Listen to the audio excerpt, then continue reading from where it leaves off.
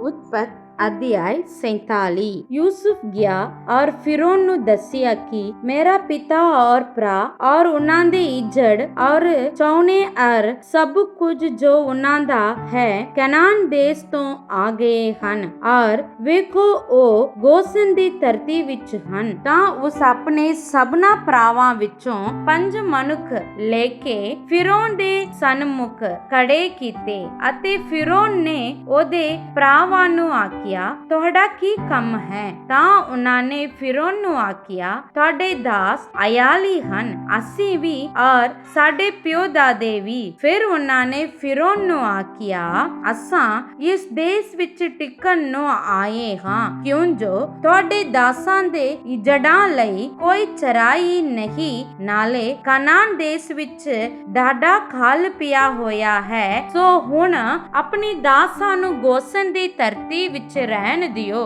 ਤਾਂ ਫਿਰੌਨ ਨੇ ਯੂਸੁਫ ਨੂੰ ਆਖਿਆ ਤੇਰਾ ਪਿਤਾ ਔਰ ਤੇਰੇ ਭਰਾ ਤੇਰੇ ਕੋਲ ਆਏ ਹਨ, ਮਿਸਰ ਦੇਸ਼ ਤੇਰੇ ਅੱਗੇ ਹੈ। ਆਪਣੇ ਪਿਤਾ ਔਰ ਆਪਣੇ ਭਰਾਵਾਂ ਨੂੰ ਸਭ ਤੋਂ ਚੰਗੀ ਧਰਤੀ ਵਿੱਚ ਵਸਾ ਅਰਥਾਤ ਗੋਸਨ ਦੇ ਦੇਸ਼ ਵਿੱਚ ਵਸਣ ਦੇ। ਅਤੇ ਜੇਕਰ ਤੂੰ ਜਾਣਦਾ ਹੈ ਭਈ ਉਹਨਾਂ ਵਿੱਚ ਸਿਆਣੇ ਮਨੁੱਖ ਹਨ ਤਾਂ ਉਹਨਾਂ ਨੂੰ ਮੇਰੇ ਮਾਲ ਡੰਗਰ ਉੱਤੇ ਮੁਖਤਿਆਰ ਠਹਿਰਾ ਦੇ। ਤਾਂ ਯੂਸੁਫ ਨੇ ਆਪਣੇ ਪਿਤਾ ਯਾਕੂਬ ਨੂੰ ਲਿਆਂਦਾ ਔਰ ਫਿਰੌਨ ਦੇ ਸਨਮੁਖ ਖੜਾ ਕੀਤਾ ਅਤੇ ਯਾਕੂਬ ਨੇ ਫਿਰੌਨ ਨੂੰ ਬਰਕਤ ਦਿੱਤੀ। ਫਿਰੌਨ ਨੇ ਯਾਕੂਬ ਨੂੰ ਆਖਿਆ ਤੇਰੀ ਉਮਰ ਕਿੰਨੀਆਂ ਵਰਿਆਂ ਦੀ ਹੈ? ਯਾਕੂਬ ਨੇ ਫਿਰੌਨ ਨੂੰ ਆਖਿਆ ਮੇਰੇ ਮੁਸਾਫਰੀ ਦੇ ਦਿਨ 130 ਵਰੇ ਦੇ ਹਨ।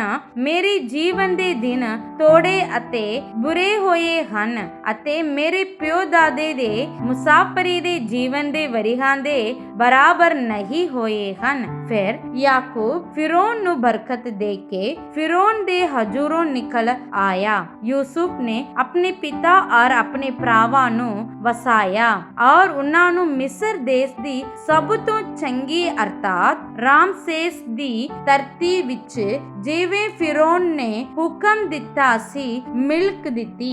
ਔਰ ਯੂਸੁਫ ਆਪਣੇ ਪਿਤਾ ਔਰ ਆਪਣੇ ਭਰਾਵਾਂ ਔਰ ਆਪਣੇ ਪਿਤਾ ਦੇ ਸਾਰੇ ਘਰਾਣੇ ਦੀ ਉਹਨਾਂ ਦੇ ਨਿਆਣਿਆਂ ਦੀ ਲੋੜ ਅਨੁਸਾਰ ਰੋਟੀ ਨਾਲ ਪਾਲਣਾ ਕਰਦਾ ਸੀ। ਸਾਰੀ ਧਰਤੀ ਉੱਤੇ ਰੋਟੀ ਨਹੀਂ ਸੀ ਕਿਉਂ ਜੋ ਕਾਲ ਡਾਢਾ ਭਾਰੀ ਸੀ ਔਰ ਮਿਸਰ ਦੇਸ਼ ਔਰ ਕਨਾਨ ਦੇਸ਼ ਕਾਲ ਦੇ ਕਾਰਨ ਹੁੱਸ ਗਏ ਸਨ। ਯੂਸੁਫ ਨੇ ਸਾਰੀ ਚਾਂਦੀ ਜਿਹੜੀ ਮਿਸਰ ਦੇ ਦੇਸ਼ ਵਿੱਚੋਂ ਔਰ ਕਨਾਨ ਦੇ ਦੇਸ਼ ਵਿੱਚੋਂ ਅੰਨ ਵਿਆਜਨ ਦੇ ਬਦਲੇ ਲੱਭੀ ਇਕੱਠੀ ਕਰ ਲਈ ਔਰ ਯੂਸੁਫ ਨੇ ਉਹ ਚਾਂਦੀ ਫਿਰੌਨ ਦੇ ਘਰ ਲੈ ਆਂਦੀ। ਜਦ ਮਿਸਰ ਦੇਸ਼ ਔਰ ਕਨਾਨ ਦੇਸ਼ ਦੀ ਚਾਂਦੀ ਖਰਚ ਹੋ ਗਈ ਤਾਂ ਸਾਰੇ ਮਿਸਰੀ ਇਹ ਆਖਣ ਲਈ ਯੂਸੁਫ ਕੋਲ ਆਏ ਕਿ ਸਾਨੂੰ ਰੋਟੀ ਦਿਓ, ਅਸੀਂ ਤੁਹਾਡੇ ਅੱਗੇ ਕਿਉਂ ਮਰੀਏ ਕਿਉਂ ਜੋ ਚਾਂਦੀ ਮੁੱਕ ਗਈ ਹੈ। ਤਾਂ ਯੂਸੁਫ ਨੇ ਆਖਿਆ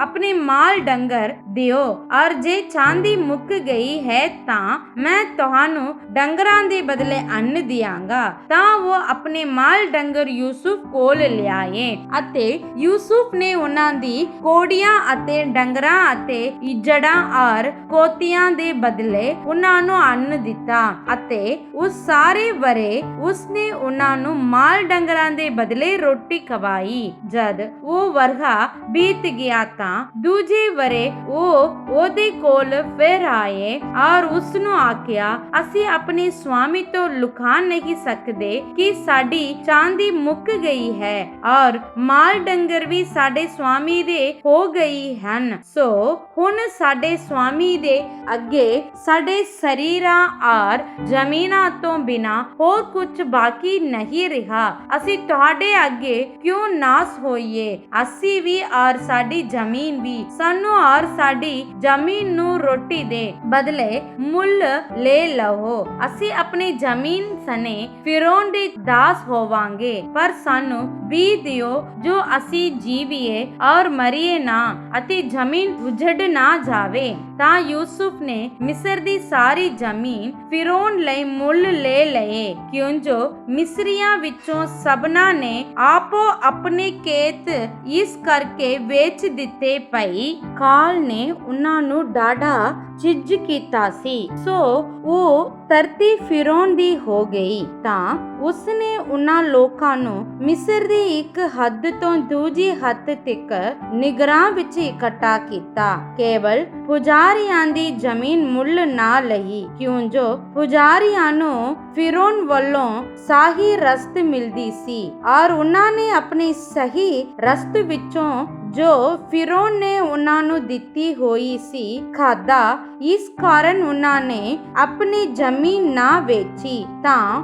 ਯੂਸੁਫ ਨੇ ਲੋਕਾਂ ਨੂੰ ਆਖਿਆ, ਵੇਖੋ ਮੈਂ ਤੁਹਾਨੂੰ ਔਰ ਤੁਹਾਡੀ ਜ਼ਮੀਨ ਨੂੰ ਅੱਜ ਦੇ ਦਿਨ ਲਈ ਫਿਰੌਨ ਲਈ ਮੁੱਲ ਲੈ ਲਿਆ ਹੈ। ਵੇਖੋ ਵੀ ਤੁਹਾਡੇ ਲਈ ਹੈ, ਜ਼ਮੀਨ ਬੀਜੋ ਔਰ ਇਉਂ ਹੋਵੇਗਾ ਕਿ ਫਸਲਾਂ ਉੱਤੇ 5ਵਾਂ ਹਿੱਸਾ ਤੁਹਾਨੂੰ ਫਿਰੌਨ ਨੂੰ ਦੇਣਾ ਪਵੇਗਾ ਅਤੇ ਤੁਹਾਡੇ 4 ਹਿੱਸੇ ਖੇਤ ਦੇ ਬੀ ਲਈ ਔਰ ਤੁਹਾਡੇ ਕਾਨ ਲਈ ਔਰ ਤੁਹਾਡੇ ਘਰਾਣੇ ਔਰ ਤੁਹਾਡੇ ਨਿਆਣਿਆਂ ਦੇ ਖਾਣ ਲਈ ਹੋਣਗੇ। ਉਹਨਾਂ ਆਖਿਆ, ਤੁਸਾਂ ਸਾਡੀਆਂ ਜਾਨਾਂ ਬਚਾਈਆਂ ਹਨ। ਸਾਡੇ ਸੁਆਮੀ ਦੀ ਆਪਣੇ ਦਾਸਾਂ ਉੱਤੇ ਦਇਆ ਦੀ ਨਿਗਾਹ ਹੋਵੇ ਤਾਂ ਅਸੀਂ ਫਿਰੌਨ ਦੇ ਦਾਸ ਹੋਵਾਂਗੇ। ਸੋ ਯੂਸੁਫ ਨੇ ਮਿਸਰ ਦੀ ਜ਼ਮੀਨ ਲਈ ਉਹ ਕਾਨੂੰਨ ਜਿਹੜਾ ਅੱਜ ਦੇ ਦਿਨ ਤੱਕ ਹੈ ਠਹਿਰਾਇਆ, ਭਈ 5ਵਾਂ ਹਿੱਸਾ ਫਿਰੌਨ ਦਾ ਹੋਵੇ, ਪਰ ਕੇਵਲ ਪੁਜਾਰੀਆਂ ਦੀ ਜ਼ਮੀਨ ਉਹਨਾਂ ਦੀ ਹੀ ਰਹੇ, ਉਹ ਫਿਰੌਨ ਦੀ ਨਾ ਹੋਈ। ਤਾਂ ਇਸਰਾਏਲੀ ਮਿਸਰ ਦੀ ਧਰਤੀ ਅਰਥਾਤ ਗੋਸਨ ਦੀ ਧਰਤੀ ਵਿੱਚ ਰਹੇ ਔਰ ਉਹਨਾਂ ਨੇ ਉੱਤੇ ਮਿਲਕ ਪ੍ਰਾਪਤ ਕੀਤੀ ਅਤੇ ਉੱਤੇ ਉਹ ਬਹੁਤ ਹੀ ਫਲੇ ਔਰ ਵਧੇ। ਔਰ ਯਾਕੂਬ ਮਿਸਰ ਦੇ ਦੇਸ਼ ਵਿੱਚ 17 ਵਰਿਆਂ ਜੀਵਿਆ। ਸੋ ਯਾਕੂਬ ਦੀ ਸਾਰੀ ਉਮਰ 147 ਵਰਿਆਂ ਦੀ ਹੋਈ। ਤਾਂ ਇਸਰਾਏਲ ਦੇ ਮਰਨ ਦੇ ਦਿਨ ਨੇੜੇ ਆਏ। ਸੋ ਉਸ ਆਪਣੇ ਪੁੱਤਰ ਯੂਸੁਫ ਨੂੰ ਬੁਲਾ ਕੇ ਆਖਿਆ, ਹੁਣ ਜੇ ਮੇਰੇ ਉੱਤੇ ਤੇਰੀ ਦਇਆ ਦੀ ਨਿਗਾਹ ਹੈ ਤਾਂ ਤੂੰ ਆਪਣਾ ਹੱਥ ਮੇਰੇ ਪੱਟ ਹੇਠ ਰੱਖ ਔਰ ਕਿਰਪਾ ਔਰ ਸਚਾਈ ਨਾਲ ਮੇਰੇ ਸੰਗ ਵਰਤੀ। ਮੈਨੂੰ ਮਿਸਰ ਵਿੱਚ ਨਾ ਦੱਬੀ, ਪਰ ਜਦ ਮੈਂ ਆਪਣੇ ਪਿਓ ਦਾਦਿਆਂ ਨਾਲ ਲੇਟ ਜਾਵਾਂ ਤਾਂ ਤੂੰ ਮੈਨੂੰ ਮਿਸਰ ਤੋਂ ਬਾਹਰ ਲੈ ਜਾਵੀਂ ਔਰ ਉਹਨਾਂ ਦੇ ਕਬਰਸਤਾਨ ਵਿੱਚ ਮੈਨੂੰ ਦੱਬੀ। ਤਾਂ ਉਸ ਆਖਿਆ, ਮੈਂ ਤੇਰੇ ਆਖਣ ਦੇ ਅਨੁਸਾਰ ਕਰਾਂਗਾ। ਅਤੇ ਉਸਨੇ ਆਖਿਆ, ਮੇਰੇ ਨਾਲ ਸੌ ਖਾ। ਤਾਂ ਉਸਨੇ ਉਹਦੇ ਨਾਲ ਸਹੁੰ ਖਾਧੀ ਅਤੇ ਇਸਰਾਏਲ ਆਪਣੇ ਮੰਜੇ ਤੇ ਸਰਹਾਣੇ ਉੱਤੇ ਨਿਉ ਗਿਆ। ਸਾਮੂਏਲ ਦੀ ਦੂਜੀ ਪੋਥੀ ਅਧਿਆਇ 7। ਅਜਿਹਾ ਹੋਇਆ ਜਿਸ ਵੇਲੇ ਪਾਤਸ਼ਾਹ ਘਰ ਵਿੱਚ ਬੈਠਾ ਸੀ ਅਤੇ ਯਹੋਵਾ ਨੇ ਉਸ ਦੇ ਚੁਫੇਰੇ ਦੇ ਵੇਰਿਆਂ ਤੋਂ ਉਹਨੂੰ ਸੁੱਖ ਦਿੱਤਾ। ਤਦ ਪਾਤਸ਼ਾਹ ਨੇ ਨਾਤਾਨ ਨਬੀ ਨੂੰ ਆਖਿਆ, ਵੇਖ ਜੋ ਮੈਂ ਤਿਆਰ ਦੀਆਂ ਲੱਕੜੀਆਂ ਦੇ ਮਹਿਲ ਵਿੱਚ ਰਹਿੰਦਾ ਹਾਂ, ਪਰ ਪਰਮੇਸ਼ਰ ਦਾ ਸੰਦੂਕ ਪਰਦਿਆਂ ਦੇ ਵਿਚਕਾਰ ਰਹਿੰਦਾ ਹੈ। ਤਦ ਨਾਤਾਨ ਨੇ ਪਾਤਸ਼ਾਹ ਨੂੰ ਆਖਿਆ, ਜਾ ਜੋ ਕੁਝ ਤੇਰੇ ਮਨ ਵਿੱਚ ਹੈ ਸਭ ਕਰ, ਕਿਉਂ ਜੋ ਯਹੋਵਾ ਤੇਰੇ ਨਾਲ ਹੈ। ਉਸੇ ਰਾਤ ਅਜਿਹਾ ਹੋਇਆ ਜੋ ਯਹੋਵਾ ਦਾ ਵਚਨ ਨਾਤਾਨ ਨੂੰ ਆਇਆ ਕਿ ਜਾ ਕੇ ਮੇਰੇ ਦਾਸ ਦਾਊਦ ਨੂੰ ਆਖ, ਯਹੋਵਾ ਯੂੰ ਫਰਮਾਉਂਦਾ ਹੈ, ਭਲਾ ਤੂੰ ਮੇਰੇ ਰਹਿਣ ਲਈ ਇੱਕ ਭਵਨ ਬਣਾਵੇਗਾ। ਜਦ ਦਾ ਮੈਂ ਇਸਰਾਏਲ ਨੂੰ ਮਿਸਰੋਂ ਕੱਢ ਲਿਆਇਆ ਹਾਂ, ਅੱਜ ਤੋੜੀ ਮੈਂ ਕਿਸੇ ਭਵਨ ਵਿੱਚ ਨਹੀਂ ਰਿਹਾ, ਸਗੋਂ ਤੰਬ ਵਿੱਚ ਜਾਂ ਡੇਰੇ ਵਿੱਚ ਫਿਰਦਾ ਰਿਹਾ। ਅਤੇ ਜਿੱਤੇ ਜਿੱਤੇ ਮੈਂ ਸਾਰੀ ਇਸਰਾਏਲੀਆਂ ਦੇ ਨਾਲ ਫਿਰਦਾ ਰਿਹਾ ਹਾਂ, ਤਾਂ ਭਲਾ ਮੈਂ ਕਿਸੇ ਇਸਰਾਏਲੀ ਗੋਤ ਨੂੰ ਜਿਹਨੂੰ ਮੈਂ ਆਪਣੀ ਇਸਰਾਏਲੀ ਪ੍ਰਜਾ ਦੇ ਚਰਾਉਣ ਦੀ ਆਗਿਆ ਕੀਤੀ, ਕਦੀ ਆਖਿਆ ਹੈ ਭਈ ਤੁਸੀਂ ਮੇਰੇ ਲਈ ਤਿਆਰ ਦਾ ਭਵਨ ਕਿਉਂ ਨਹੀਂ ਬਣਾਉਂਦੇ। ਸੋ ਹੁਣ ਤੂੰ ਮੇਰੇ ਦਾਸ ਦਾਊਦ ਨੂੰ ਆਖ, ਭਈ ਸੈਨਾ ਦਾ ਯਹੋਵਾ ਇਹ ਆਖਦਾ ਹੈ, ਮੈਂ ਤੈਨੂੰ ਵਲਗਣਾ ਵਿੱਚੋਂ ਜਿੱਤੇ ਤੂੰ ਭੇਡਾਂ ਚਰਾਉਂਦਾ ਹੁੰਦਾ ਸੈਂ ਕੱਢ ਕੇ ਆਪਣੇ ਪ੍ਰਜਾ ਇਸਰਾਏਲ ਦੇ ਉੱਤੇ ਪ੍ਰਧਾਨ ਬਣਾ ਦਿੱਤਾ। ਅਤੇ ਜਿੱਤੇ ਜਿੱਤੇ ਤੂੰ ਗਿਆ ਮੈਂ ਤੇਰੇ ਨਾਲ ਰਿਹਾ ਅਤੇ ਤੇਰੇ ਸਾਰੀਆਂ ਵੇਰੀਆਂ ਨੂੰ ਤੇਰੇ ਅੱਗੋਂ ਮਿਟਾ ਦਿੱਤਾ ਅਤੇ ਮੈਂ ਉਹਨਾਂ ਲੋਕਾਂ ਵਰਗਾ ਜਿਨ੍ਹਾਂ ਦਾ ਨਾਮ ਜਗਤ ਵਿੱਚ ਵੱਡਾ ਹੈ ਤੇਰਾ ਨਾਮ ਵੱਡਾ ਕੀਤਾ। ਨਾਲੇ ਮੈਂ ਆਪਣੇ ਪਰਜਾ ਇਸਰਾਏਲ ਦੇ ਲਈ ਇੱਕ ਥਾਂ ਠਹਿਰਾ ਦਿਆਂਗਾ ਅਤੇ ਉੱਤੇ ਉਹਨਾਂ ਨੂੰ ਲਗਾਵਾਂਗਾ ਸੋ ਉਹ ਆਪਣੀ ਠੀਕ ਥਾਂ ਵਿੱਚ ਵਸਣ ਅਤੇ ਫੇਰ ਨਾ ਪਾਉਣ ਅਤੇ ਅਪਰਾਧੀਆਂ ਦੇ ਪੁੱਤਰ ਅੱਗੇ ਵਾਂਗਰ ਉਹਨਾਂ ਨੂੰ ਫੇਰ ਨਾ ਦੁੱਖ ਦੇਣਗੇ, ਨਾ ਉਸ ਦਿਨ ਵਾਂਗੂ ਜਿਸ ਵਿੱਚ ਮੈਂ ਨਿਆਂਇਆਂ ਨੂੰ ਹੁਕਮ ਦਿੱਤਾ ਸੀ ਕਿ ਮੇਰੀ ਪਰਜਾ ਇਸਰਾਏਲ ਉੱਤੇ ਹੋਵੇ ਅਤੇ ਤੇਰੇ ਸਾਰੇ ਵੇਰੀਆਂ ਤੋਂ ਤੈਨੂੰ ਸੁੱਕ ਦਿੱਤਾ। ਫਿਰ ਯਹੋਵਾ ਤੈਨੂੰ ਦੱਸਦਾ ਹੈ ਜੋ ਯਹੋਵਾ ਤੇਰੇ ਲਈ ਘਰ ਵੀ ਬਣਾਵੇਗਾ ਅਤੇ ਜਦ ਤੇਰੇ ਦਿਨ ਪੂਰੇ ਹੋਣਗੇ ਅਤੇ ਤੂੰ ਆਪਣੇ ਪਿਓ ਦਾਦਿਆਂ ਦੇ ਨਾਲ ਸੌ ਰਹੇਗਾ ਅਤੇ ਤਾਂ ਮੈਂ ਤੇਰੇ ਪਿੱਛੇ ਤੇਰੇ ਸੰਤਾਨ ਨੂੰ ਜੋ ਤੇਰੇ ਤੁਖਮ ਤੋਂ ਹੋਵੇਗੀ ਖਲਿਆਰਾਂਗਾ ਅਤੇ ਉਹਦੇ ਰਾਜ ਨੂੰ ਪੱਕਾ ਕਰਾਂਗਾ। ਉਹ ਮੇਰੇ ਨਾਮ ਦਾ ਇੱਕ ਭਵਨ ਬਣਾਵੇਗਾ ਅਤੇ ਮੈਂ ਉਸ ਦੇ ਰਾਜ ਦੀ ਗਦੀ ਨੂੰ ਸਦੀਪਕ ਤੋੜੀ ਟਿਕਾਈ ਰੱਖਾਂਗਾ ਅਤੇ ਮੈਂ ਉਹਦਾ ਪਿਤਾ ਬਣਾਂਗਾ ਔਰ ਉਹ ਮੇਰਾ ਪੁੱਤਰ ਹੋਵੇਗਾ। ਸੋ ਜੇ ਕਦੀ ਉਹ ਦੋਸ਼ ਕਰੇਗਾ ਤਾਂ ਮੈਂ ਉਹਨੂੰ ਮਨੁੱਖਾਂ ਦੇ ਪੈਂਤ ਅਤੇ ਆਦਮ ਦੀ ਸੰਤਾਨ ਦੇ ਕੋਟੜੀਆਂ ਨਾਲ ਸਵਾਰਾਂਗਾ, ਪਰ ਮੇਰੀ ਦਇਆ ਉਸ ਤੋਂ ਵੱਖਰੀ ਨਾ ਹੋਵੇਗੀ ਜਿਕਰ ਸਾਊਲ ਤੋਂ ਮੈਂ ਉਹ ਵੱਖਰੀ ਕੀਤੀ ਜਿਸ ਨੂੰ ਮੈਂ ਤੇਰੇ ਅੱਗੋਂ ਨਾਸ ਕੀਤਾ। ਸਗੋਂ ਤੇਰਾ ਟੱਬਰ ਅਤੇ ਤੇਰਾ ਰਾਜ ਸਦੀਪਕ ਤੋੜੀ ਤੇਰੇ ਅੱਗੇ ਪੱਕਾ ਰਹੇਗਾ, ਤੇਰੀ ਰਾਜਗਦੀ ਸਦਾ ਅਟਲ ਰਹੇਗੀ। ਸੋ ਨਾਤਾਨ ਨੇ ਇਨ੍ਹਾਂ ਸਾਰੀਆਂ ਗੱਲਾਂ ਤੇ ਇਸ ਸਾਰੀ ਦਰਿਸ਼ਟ ਅਨੁਸਾਰ ਦਾਊਦ ਨੂੰ ਆਖਿਆ। ਤਦ ਦਾਊਦ ਪਾਤਸ਼ਾਹ ਅੰਦਰ ਗਿਆ ਅਤੇ ਯਹੋਵਾ ਦੇ ਅੱਗੇ ਬੈਠ ਕੇ ਆਖਿਆ, ਹੇ ਪ੍ਰਭੂ ਯਹੋਵਾ, ਮੈਂ ਕੌਣ ਹਾਂ ਅਤੇ ਮੇਰਾ ਘਰ ਕੀ ਹੈ ਜੋ ਤੈਂ ਮੈਨੂੰ ਇੱਥੋਂ ਤੋੜੀ ਅੱਪੜ ਦਿੱਤਾ ਅਤੇ ਇਹ ਵੀ ਹੈ ਪ੍ਰਭੂ ਯਹੋਵਾ, ਅਜੇ ਤੇਰੀ ਨਿਗਾਹ ਵਿੱਚ ਕੁਝ ਹੋਇਆ ਹੀ ਨਹੀਂ ਜੋ ਤੈਂ ਆਪਣੇ ਦਾਸ ਦੇ ਘਰ ਦੇ ਲਈ ਬਹੁਤ ਦੂਰ ਦੀ ਖਬਰ ਅਗੇਤਰੀ ਦੱਸੀ ਅਤੇ ਹੇ ਪ੍ਰਭੂ ਯਹੋਵਾ, ਭਲਾ ਇਹ ਮਨੁੱਖ ਦਾ ਅਧਿਕਾਰ ਹੈ ਅਤੇ ਦਾਊਦ ਦੀ ਕੀ ਮਜਾਲ ਹੈ ਜੋ ਤੈਨੂੰ ਕੁਝ ਹੋਰ ਆਕੇ। ਹੇ ਪ੍ਰਭੂ ਯਹੋਵਾ,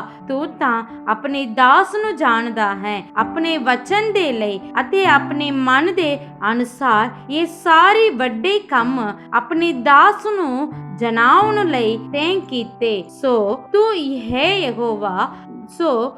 ਹੈ ਯਹੋਵਾ ਪਰਮੇਸ਼ਰ ਵੱਡਾ ਹੈ, ਕਿਉਂ ਜੋ ਕੋਈ ਤੇਰਾ ਸਮਾਨ ਨਹੀਂ ਅਤੇ ਜਿੱਤੋਂ ਤੋੜੀ ਅਸੀਂ ਆਪਣੇ ਕੰਨੀ ਸੁਣਿਆ ਹੈ, ਇਤੋਂ ਬਾਜ ਹੋਰ ਕੋਈ ਪਰਮੇਸ਼ਰ ਨਹੀਂ ਅਤੇ ਇਸ ਸੰਸਾਰ ਵਿੱਚ ਤੇਰੀ ਪਰਜਾ ਇਸਰਾਏਲ ਦੇ ਸਮਾਨ ਕਿਹੜੀ ਕੌਮ ਹੈ ਜਿਹਦੇ ਬਚਾਉਣ ਨੂੰ ਪਰਮੇਸ਼ਰ ਆਪ ਗਿਆ ਹੈ ਕਿ ਉਹਨੂੰ ਆਪਣੀ ਪਰਜਾ ਬਣਾਵੇ, ਨਾਲੇ ਆਪਣੇ ਲਈ ਇੱਕ ਨਾਮ ਬਣਾਵੇ ਅਤੇ ਤੁਹਾਡੇ ਲਈ ਅਤੇ ਤੇਰੇ ਦੇਸ਼ ਦੇ ਲਈ ਵੱਡੀਆਂ ਅਤੇ ਡਰਾਉਣੀਆਂ ਸ਼ਕਤੀਆਂ ਆਪਣੀ ਪਰਜਾ ਦੇ ਅੱਗੇ ਵਿਖਾਵੇ, ਜਿਹਨੂੰ ਤੂੰ ਮਿਸਰ ਤੋਂ, ਕੌਮਾਂ ਤੋਂ ਅਤੇ ਉਹਨਾਂ ਦੀਆਂ ਦੇਵਤਿਆਂ ਤੋਂ ਆਪਣੇ ਲਈ ਛੁਟਕਾਰਾ ਦਿੱਤਾ ਹੈ। ਤੈਂ ਆਪਣੇ ਲਈ ਆਪਣੀ ਪਰਜਾ ਇਸਰਾਏਲ ਨੂੰ ਕਾਇਮ ਕੀਤਾ ਜੋ ਸਦੀਪਕ ਤੋੜੀ ਉਹ ਤੇਰੀ ਪਰਜਾ ਹੋਵੇ ਅਤੇ ਹੇ ਯਹੋਵਾ, ਤੂੰ ਆਪ ਉਹਨਾਂ ਦਾ ਪਰਮੇਸ਼ਰ ਬਣਿਆ। ਹੁਣ ਤੂੰ ਹੈ ਯਹੋਵਾ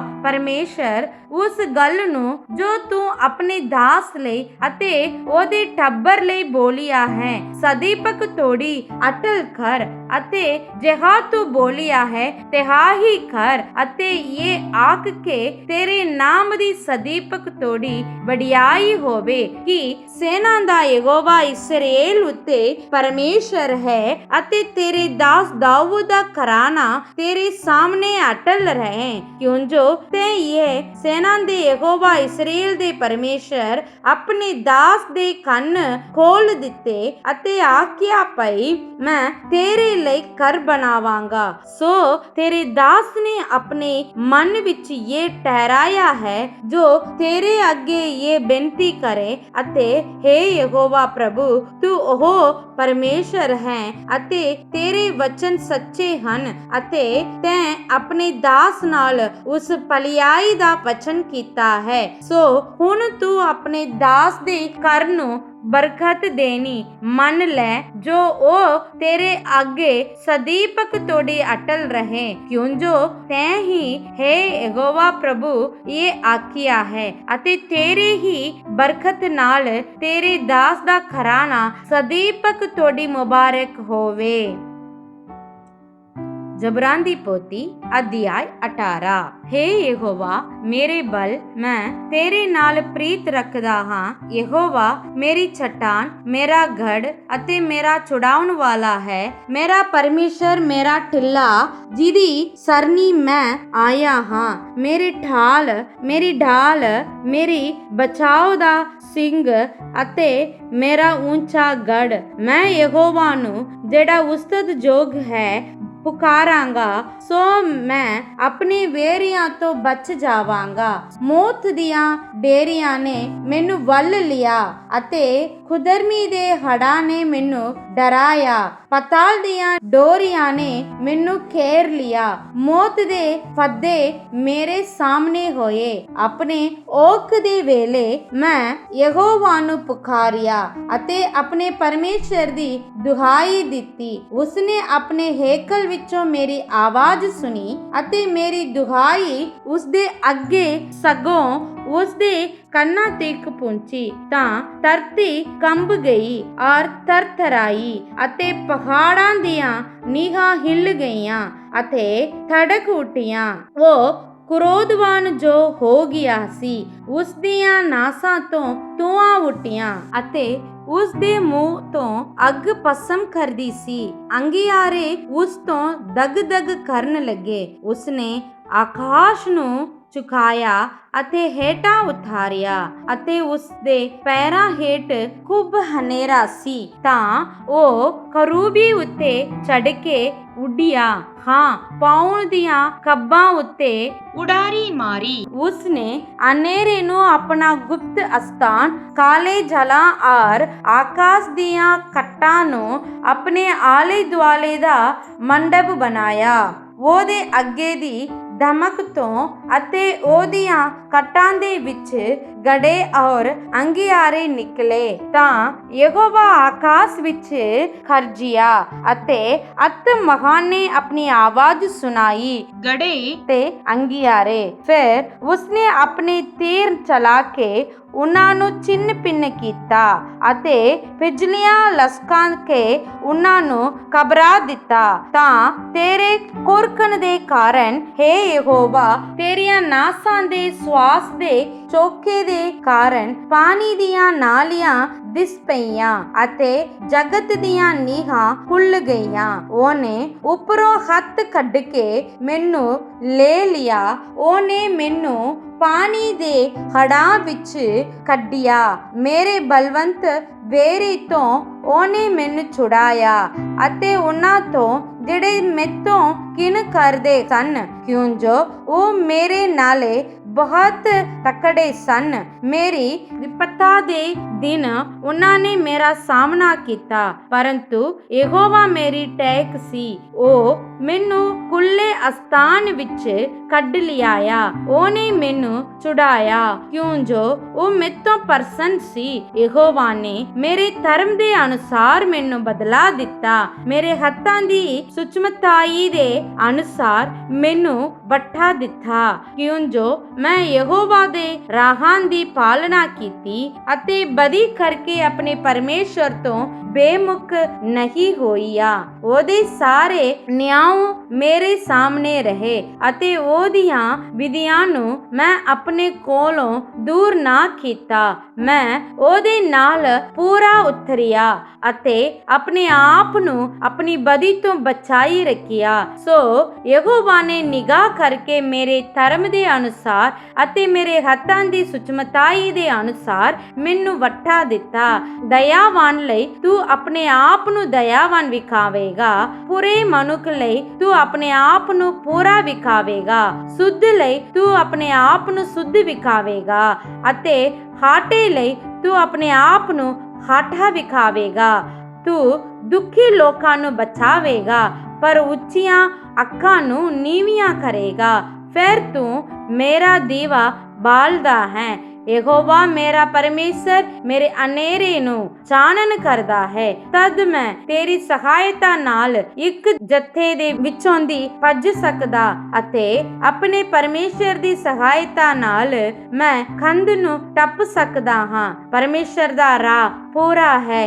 ਯਹੋਵਾ ਦਾ ਵਚਨ ਤਾਇਆ ਹੋਇਆ ਹੈ। ਉਹ ਆਪਣੇ ਸਾਰੇ ਸ਼ਰਨਾਰਥੀਆਂ ਲਈ ਇੱਕ ਢਾਲ ਹੈ। ਯਹੋਵਾ ਤੋਂ ਬਿਨਾਂ ਹੋਰ ਕੌਣ ਪਰਮੇਸ਼ਰ ਹੈ ਅਤੇ ਸਾਡੇ ਪਰਮੇਸ਼ਰ ਤੋਂ ਛੁੱਟ ਹੋਰ ਕਿਹੜੀ ਚਟਾਨ ਹੈ। ਉਹ ਪਰਮੇਸ਼ਰ ਜੋ ਮੇਰਾ ਲੱਕ ਬਲ ਨਾਲ ਕੱਸਦਾ ਹੈ ਅਤੇ ਮੇਰਾ ਰਾਹ ਸੰਪੂਰਨ ਕਰਦਾ ਹੈ। ਉਹ ਮੇਰੇ ਪੈਰਾਂ ਨੂੰ ਹਰਨੀਆਂ ਦੇ ਪੈਰਾਂ ਜਿਹੇ ਬਣਾਉਂਦਾ ਹੈ ਅਤੇ ਮੈਨੂੰ ਮੇਰੀਆਂ ਉੱਚੀਆਂ ਥਾਵਾਂ ਉੱਤੇ ਖੜਾ ਕਰਦਾ ਹੈ। ਉਹ ਮੇਰੇ ਹੱਥਾਂ ਨੂੰ ਸੁੱਧ ਕਰਨਾ ਯੂੰ ਸਿਖਾਉਂਦਾ ਹੈ ਕਿ ਮੇਰੀਆਂ ਬਾਹਾਂ ਪਿੱਤਲ ਦਾ ਤਨੁਕ ਚੁਕਾ ਦਿੱਤੀਆਂ ਹਨ। ਤੈਂ ਆਪਣੇ ਬਚਾਓ ਦੀ ਢਾਲ ਮੈਨੂੰ ਦਿੱਤੀ ਹੈ ਅਤੇ ਤੇਰੇ ਸੱਜੇ ਹੱਥ ਨੇ ਮੈਨੂੰ ਸੰਭਾਲਿਆ ਹੈ ਅਤੇ ਤੇਰੀ ਨਰਮਾਈ ਨੇ ਮੈਨੂੰ ਵਡਿਆਈ ਹੈ। ਤੈਂ ਮੇਰੇ ਹੇਠ ਮੇਰੀਆਂ ਕਦਮਾਂ ਨੂੰ ਵਧਾਇਆ ਹੈ ਅਤੇ ਮੇਰੇ ਪੈਰ ਨਹੀਂ ਤਿਲਕੇ। ਮੈਂ ਆਪਣੀਆਂ ਵੇਰੀਆਂ ਦਾ ਪਿੱਛਾ ਕਰਕੇ ਉਹਨਾਂ ਨੂੰ ਜਾ ਲਿਆ। ਮੈਂ ਪਿਛਾਹਾਂ ਨਾ ਹਟਿਆ ਜਿੰਨਾ ਚਿਰ ਉਹਨਾਂ ਦਾ ਨਾਸ ਨਾ ਹੋ ਗਿਆ। ਮੈਂ ਉਹਨਾਂ ਨੂੰ ਅਜਿਹਾ ਵੱਢਿਆ ਕਿ ਉਹ ਫਿਰ ਨਾ ਉੱਠ ਸਕੇ। ਉਹ ਮੇਰੇ ਪੈਰਾਂ ਹੇਠ ਡਿੱਗ ਪਏ ਸਨ। ਤੈਂ ਯੁੱਧ ਦੇ ਲਈ ਮੇਰੇ ਲੱਕ ਨੂੰ ਬਲ ਨਾਲ ਕੱਸਿਆ ਹੈ। ਤੈਂ ਮੇਰੇ ਵਿਰੋਧੀਆਂ ਨੂੰ ਮੇਰੇ ਹੇਠ ਸੁਕਾ ਦਿੱਤਾ ਹੈ। ਤੈਂ ਮੇਰੇ ਵੇਰੀਆਂ ਦੀ ਪਿੱਠ ਮੈਨੂੰ ਵਿਖਾਈ ਅਤੇ ਮੈਂ ਆਪਣੇ ਕਿਨ ਕਰਨ ਵਾਲਿਆਂ ਦਾ ਸਤਿਆਨਾਸ਼ ਕੀਤਾ। ਉਹਨਾਂ ਨੇ ਦੁਹਾਈ ਦਿੱਤੀ ਪਰ ਕੋਈ ਬਚਾਉਣ ਵਾਲਾ ਨਹੀਂ ਸੀ, ਸਗੋਂ ਯਹੋਵਾ ਅੱਗੇ ਵੀ, ਪਰ ਉਸਨੇ ਉਹਨਾਂ ਨੂੰ ਉੱਤਰ ਨਾ ਦਿੱਤਾ। ਫਿਰ ਮੈਂ ਉਹਨਾਂ ਨੂੰ ਹਵਾ ਨਾਲ ਉੱਡਦੀ ਧੂੜ ਵਾਂਗੂ ਪੀਟ ਸੁੱਟਿਆ, ਰਸਤੇ ਦੇ ਚਿੱਕੜ ਵਾਂਗੂ ਉਹਨਾਂ ਨੂੰ ਸੁੱਟ ਦਿੱਤਾ। ਤੈਂ ਮੈਨੂੰ ਲੋਕਾਂ ਦੇ ਝਗੜਿਆਂ ਤੋਂ ਛੁਡਾਇਆ। ਤੈਂ ਮੈਨੂੰ ਕੌਮਾਂ ਦਾ ਮੁਖੀਆ ਥਾਪਿਆ। ਜਿਨ੍ਹਾਂ ਲੋਕਾਂ ਨੂੰ ਮੈਂ ਨਹੀਂ ਜਾਣਦਾ ਉਹਨਾਂ ਨੇ ਮੇਰੀ ਸੇਵਾ ਕੀਤੀ। ਸੁਣਦਿਆਂ ਸਾਰ ਉਹ ਅਧੀਨ ਹੋ ਗਏ। ਪਰਦੇਸੀ ਮੇਰੇ ਅੱਗੇ ਹਿਚਕ ਕੇ ਆਏ। ਪਰਦੇਸੀ ਕੁਮਲਾ ਗਏ ਅਤੇ ਆਪਣੇ ਕੋਟਾਂ ਵਿੱਚ ਤਰਤਰਾਉਂਦੇ ਹੋਏ ਨਿਕਲੇ। ਯਹੋਵਾ ਜਿਉਂਦਾ ਹੈ, ਸੋ ਮੁਬਾਰਕ ਹੋਵੇ ਮੇਰੀ ਚਟਾਨ ਅਤੇ ਮੇਰੇ ਬਚਾਓ ਦੇ ਪਰਮੇਸ਼ਰ ਦੀ ਬਜ਼ੁਰਗੀ ਹੋਵੇ। ਉਸੇ ਹੀ ਪਰਮੇਸ਼ਰ ਨੇ ਮੇਰਾ ਬਦਲਾ ਲਿਆ ਅਤੇ ਲੋਕਾਂ ਨੂੰ ਮੇਰੇ ਅਧੀਨ ਕਰ ਦਿੱਤਾ, ਜਿਨੇ ਮੈਨੂੰ ਮੇਰੇ ਵੇਰੀਆਂ ਤੋਂ ਛੁਡਾਇਆ। ਹਾਂ, ਤੈਂ ਮੈਨੂੰ ਮੇਰੇ ਵਿਰੋਧੀਆਂ ਵਿੱਚ ਉੱਚਾ ਕੀਤਾ, ਮੈਨੂੰ ਜ਼ਾਲਮਾਂ ਤੋਂ ਬਚਾਇਆ। ਇਸੇ ਕਾਰਨ ਹੇ ਯਹੋਵਾ, ਮੈਂ ਕੌਮਾਂ ਵਿੱਚ ਤੇਰਾ ਧੰਨਵਾਦ ਕਰਾਂਗਾ ਅਤੇ ਤੇਰੇ ਨਾਮ ਦਾ ਜਸ ਗਾਵਾਂਗਾ। ਉਹ ਆਪਣੇ ਪਾਤਸ਼ਾਹ ਨੂੰ ਵੱਡੇ ਬਚਾਓ ਦਿੱਤਾ ਹੈ ਅਤੇ ਆਪਣੇ ਮਸਾ ਕੀਤੇ ਹੋਏ ਉੱਤੇ ਅਰਥਾਤ ਦਾਊਦ ਅਤੇ ਉਹਦੀ ਅੰਸ਼ ਉੱਤੇ ਸਦਾ ਤੱਕ ਦਇਆ ਕਰਦਾ ਹੈ। ਆਮੀਨ। ਮਰਕੁਸ ਦੀ ਇੰਜੀਲ ਅਧਿਆਇ 8। 19 ਦਿਨੀ ਜਾਂ ਫਿਰ ਵੱਡੀ ਭੀੜ ਹੋ ਗਈ ਅਤੇ ਉਹਨਾਂ ਕੋਲ ਖਾਣ ਨੂੰ ਕੁਛ ਨਾ ਸੀ, ਤਾਂ ਉਹਨੇ ਆਪਣੇ ਚੇਲਿਆਂ ਨੂੰ ਕੋਲ ਸੱਦ ਕੇ ਉਹਨਾਂ ਨੂੰ ਆਖਿਆ, ਮੈਨੂੰ ਲੋਕਾਂ ਉੱਤੇ ਤਰਸ ਆਉਂਦਾ ਹੈ, ਕਿਉਂ ਜੋ ਹੁਣ ਉਹ 3 ਦਿਨਾਂ ਤੋਂ ਮੇਰੇ ਨਾਲ ਰਹੇ ਹਨ ਅਤੇ ਉਹਨਾਂ ਦੇ ਕੋਲ ਖਾਣ ਨੂੰ ਕੁਝ ਨਹੀਂ। ਜੇ ਮੈਂ ਉਹਨਾਂ ਨੂੰ ਘਰਾਂ ਵੱਲ ਭੁੱਖਿਆਂ ਤੋਰ ਦਿਆਂ ਤਾਂ ਉਹ ਰਸਤੇ ਵਿੱਚ ਨਿਤਾਣੇ ਹੋ ਜਾਣਗੇ ਅਤੇ ਕਈ ਉਹਨਾਂ ਵਿੱਚੋਂ ਦੂਰੋਂ ਆਏ ਹਨ। ਉਸ ਦੇ ਚੇਲਿਆਂ ਨੇ ਉਸ ਨੂੰ ਉੱਤਰ ਦਿੱਤਾ ਕਿ ਇਸ ਉਜਾੜ ਵਿੱਚ ਕੋਈ ਇਹਨਾਂ ਨੂੰ ਰੋਟੀਆਂ ਨਾਲ ਕਿੱਥੋਂ ਰਜਾ ਸਕੇ।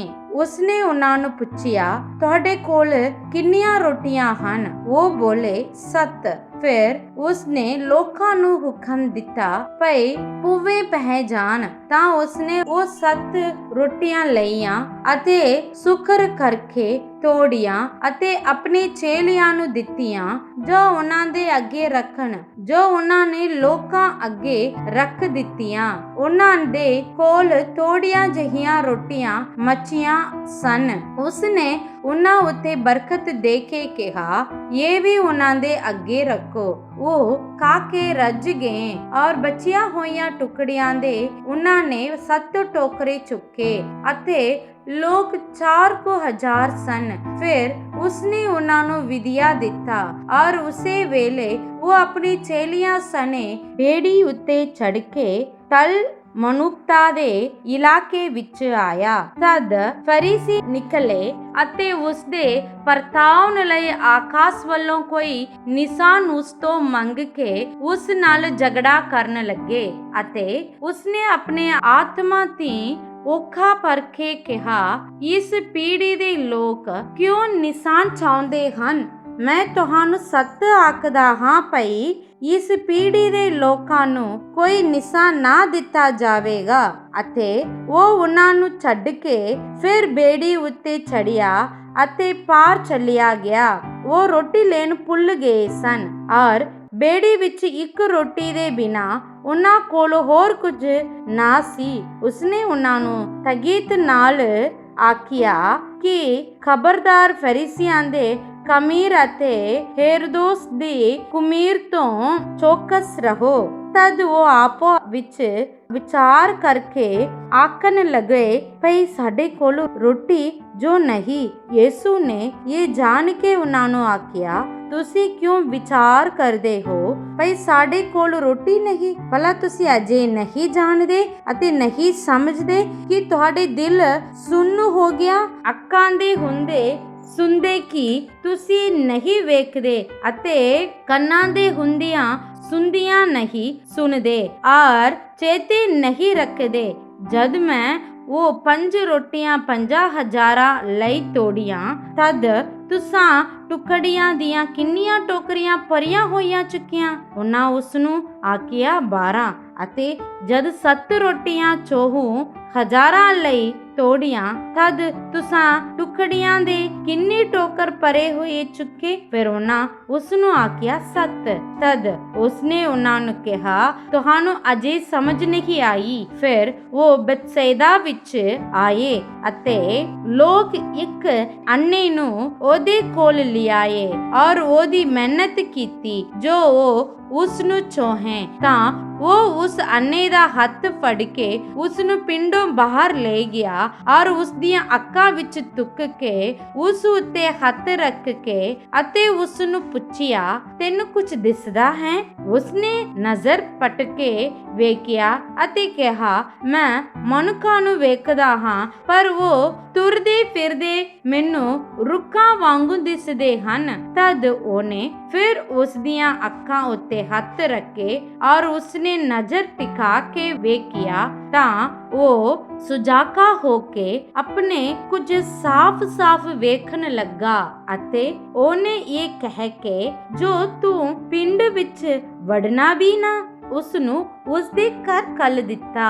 ਤਦ ਯਿਸੂ ਔਰ ਉਹਦੇ ਚੇਲੇ ਕੈਸਰੀਆ ਫਿਲਿੱਪੀ ਦੇ ਪਿੰਡਾਂ ਵਿੱਚ ਗਏ ਅਤੇ ਰਾਹ ਵਿੱਚ ਉਹਨੇ ਆਪਣੇ ਚੇਲਿਆਂ ਕੋਲੋਂ ਪੁੱਛਿਆ ਕਿ ਲੋਕ ਕੀ ਕਹਿੰਦੇ ਹਨ ਜੋ ਮੈਂ ਕੌਣ ਹਾਂ? ਤਾਂ ਉਹਨਾਂ ਉਸ ਨੂੰ ਆਖਿਆ, ਯੂਹੰਨਾ ਬਪਤਿਸਮਾ ਦੇਣ ਵਾਲਾ, ਕਈ ਏਲੀਆ ਅਤੇ ਕਈ ਨਬੀਆਂ ਵਿੱਚੋਂ ਕੋਈ। ਤਾਂ ਉਸਨੇ ਉਹਨਾਂ ਨੂੰ ਪੁੱਛਿਆ, ਪਰ ਤੁਸੀਂ ਕੀ ਆਖਦੇ ਹੋ ਜੋ ਮੈਂ ਕੌਣ ਹਾਂ? ਪਤਰਸ ਨੇ ਉਹਨੂੰ ਉੱਤਰ ਦਿੱਤਾ, ਤੂੰ ਮਸੀਹ ਹੈ। ਤਦ ਉਸ ਉਹਨਾਂ ਨੂੰ ਤਾਕੀਦ ਕੀਤੀ, ਜੋ ਮੇਰੇ ਵਿਖੇ ਕਿਸੇ ਨੂੰ ਨਾ ਦੱਸੋ। ਫਿਰ ਉਹ ਉਹਨਾਂ ਨੂੰ ਸਿਖਾਉਣ ਲੱਗਾ, ਭਈ ਜ਼ਰੂਰ ਹੈ ਜੋ ਮਨੁੱਖ ਦਾ ਪੁੱਤਰ ਬਹੁਤ ਦੁੱਖ ਝੱਲੇ ਅਤੇ ਬਜ਼ੁਰਗਾਂ ਅਤੇ ਪ੍ਰਧਾਨ ਜਾਜਕਾਂ ਔਰ ਗ੍ਰੰਥੀਆਂ ਦੀ ਰੱਦਿਆ ਜਾਏ ਔਰ ਜਾਨੋਂ ਮਾਰਿਆ ਜਾਏ ਅਤੇ 3 ਦਿਨਾਂ ਪਿੱਛੋਂ जी उठे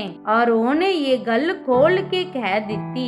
ਤਦ ਪਤਰਸ ਉਸ ਨੂੰ ਇੱਕ ਪਾਸੇ ਕਰਕੇ ਝਿੜਕਣ ਲੱਗਾ, ਪਰ ਉਹਨੇ ਮੂੰਹ ਫੇਰ ਲਿਆ ਅਤੇ ਆਪਣੇ ਚੇਲਿਆਂ ਵੱਲ ਵੇਖ ਕੇ ਪਤਰਸ ਨੂੰ ਝਿੜਕਿਆ ਅਤੇ ਕਿਹਾ, ਹੈ ਸ਼ੈਤਾਨ, ਮੈਥੋਂ ਪਿੱਛੇ ਹਟ, ਕਿਉਂ ਜੋ ਤੂੰ ਪਰਮੇਸ਼ਰ ਦੀਆਂ ਨਹੀਂ ਪਰ ਮਨੁੱਖਾਂ ਦੀਆਂ ਗੱਲਾਂ ਦਾ ਧਿਆਨ ਰੱਖਦਾ ਹੈ। ਤਦ ਉਹਨੇ ਭੀੜ ਨੂੰ ਆਪਣੇ ਚੇਲਿਆਂ ਸਣੇ ਕੋਲ ਸੱਦ ਕੇ ਉਹਨਾਂ ਨੂੰ ਆਖਿਆ, ਜੇ ਕੋਈ ਮੇਰੇ ਪਿੱਛੇ ਆਉਣਾ ਚਾਹੇ ਉਹ ਆਪਣੇ ਆਪ ਦਾ ਇਨਕਾਰ ਕਰੇ ਅਤੇ ਆਪਣੇ ਸਲੀਬ ਚੁੱਕ ਕੇ ਮੇਰੇ ਪਿੱਛੇ ਚੱਲੇ, ਕਿਉਂ ਜੋ ਜਿਹੜਾ ਆਪਣੀ ਜਾਨ ਬਚਾਉਣੀ ਚਾਹੇ ਉਹ ਉਸ ਨੂੰ ਗਵਾਚੇਗਾ, ਪਰ ਜਿਹੜਾ ਮੇਰੇ ਅਤੇ ਇੰਜਿਲ ਦੇ ਲਈ ਆਪਣੀ ਜਾਨ ਗਵਾਏ ਉਹ ਉਸ ਨੂੰ ਬਚਾਵੇਗਾ।